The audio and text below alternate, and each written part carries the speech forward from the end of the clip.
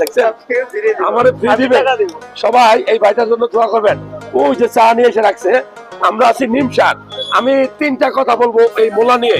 এই ভাই বেশি মূলা খায়, ওই যে আরেকটা আপনি আরেক ভাই কইছে এমনি বেশি মূলা খায়। মূলা খাইলে বলে একটু বায়ু বাতাস বেশি বের হয় নাকি? হ্যাঁ? তার মানে কি জানেন, যদি কোনো কারণে আপনার বায়ু বাতাস বের হওয়া বন্ধ হয়, আপনার জীবন শেষ। এটা হাসি খুশির গল্প না, দুষ্টামি না। এই মূলা খেলে আপনার হজম শক্তি বাড়বে, নাম্বার ওয়ান। নাম্বার টু, এই মূলা খেলে আপনার ক্যালসিয়ামটা বাড়বে। এই মূলা খেলে আপনার শরীরে রক্ত শূন্যতা রোগ থেকে দূরে থাকবেন। এই মূলা খাইলে আপনার ক্যান্সারের বিরুদ্ধে ফাইট করবে। যারা নিয়মিত মূলা খায় তাদের পেটের চর্বি কমে, ওজন কমে। এই যে 5টা গুরুত্বপূর্ণ উপকারিতা, এটা জানার পরেও কি আপনি মূলা খাবেন না? অনেকেই রান্না করে খায়, অনেকেই এই যে এরকম ভেঙ্গে ভিতরের অংশটা খেয়ে ফেলে, সালাদ হিসাবে খায়।